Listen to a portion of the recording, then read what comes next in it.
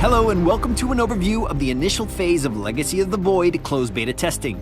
We're psyched to stand on the cusp of the first public look at Legacy since BlizzCon 2014 and wanted to give you a summary of what you can expect given the last few months of development. Much has changed since our reveal last November, and though we will not be able to cover all of it in this video, you can check out the companion blog posted on the StarCraft II website for a complete rundown. Let's take a look at what you'll see as we kick things off. Archon mode will be available for testing out of the gate, and we're anxious to get your thoughts.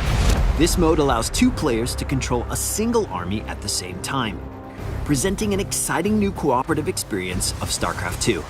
With the support of a friend, there is the potential to play at a capacity you would be incapable of alone. It's also a great way to ease a friend into StarCraft who may have never played previously. Next, we have been experimenting with the game's economy system by adjusting the number of resources available at base locations. We are interested in providing a resource advantage to players willing to aggressively expand and defend their base count. We have also increased the accuracy of units that are issued attack move commands in order to make them more reliable in combat.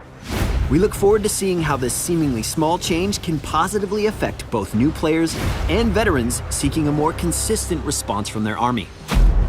Let's take a look at multiplayer unit changes for the Terran race.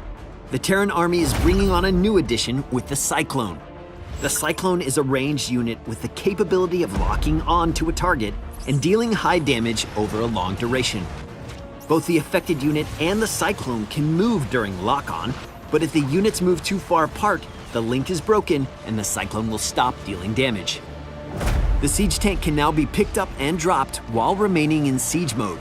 The increased opportunities to harass and micro with this unit is in line with our top legacy goals for Terran.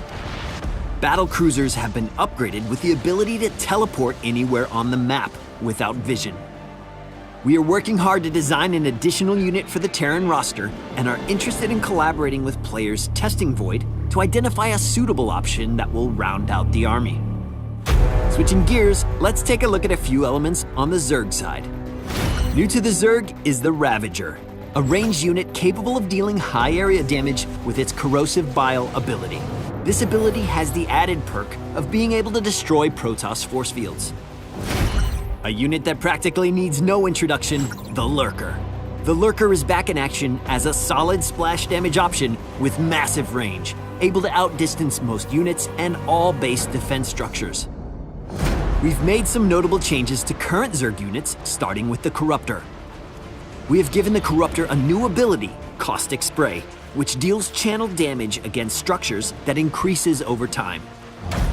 Looking at the Viper, we wanted to add an ability that would counter mass air unit strategies. Introducing Parasitic Bomb. This ability places a damage over time effect on a targeted enemy air unit, dealing damage to it and any enemy units around it. If the targeted unit dies, the Parasitic Bomb will remain in play for its full duration, continuing to deal damage to any enemy air unit entering the targeted area. The Swarm Host will be filling a new role for Void, with significant changes that support harassment and mobility. Also, the Swarm Host's Locust can now be upgraded to fly in the late game. Lastly, let's turn our attention to the venerable Protoss. Making its first public debut, we give you the Adept.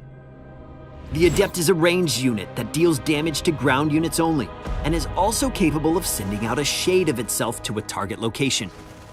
This shade can't deal damage or be damaged, but can be movement controlled.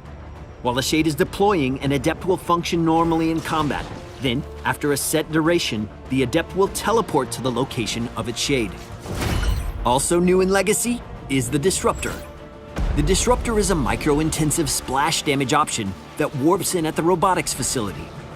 This unit can go into an invulnerable energy form and after a short duration, deal burst damage to all units around it. To kick off changes to current Protoss units, let's talk about the Warp Prism and the Immortal. The Warp Prism can now pick up units from a distance, while the Immortal has exchanged its Hardened Shield passive for an activated shield ability. The Oracle sports a new ability, Stasis Ward, that lays a trap triggered when enemy units walk nearby. An activated stasis ward will temporarily freeze a ground army in time, preventing them from moving, attacking, or using abilities while simultaneously preventing them from taking damage. And lastly, the Tempest will no longer deal plus massive damage against air units. However, it has also received a new ability, Disintegration. Disintegration allows the Tempest to dish out a high amount of damage against the target unit, but spread out over a very long period of time. The changes coming with Legacy of the Void are a lot to take in.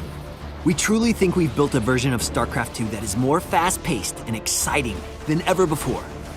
Whether it is in the myriad of new micro options available for units and abilities, or the possibility of pushing aggressive resource strategies on multiple bases, Legacy of the Void will be full of opportunities to showcase yourself as a player. It won't be long now, as we will begin issuing closed beta invites starting on March 31st. Be sure to check out our companion blog for more info, and don't forget to sign up for the Legacy of the Void beta test to get involved.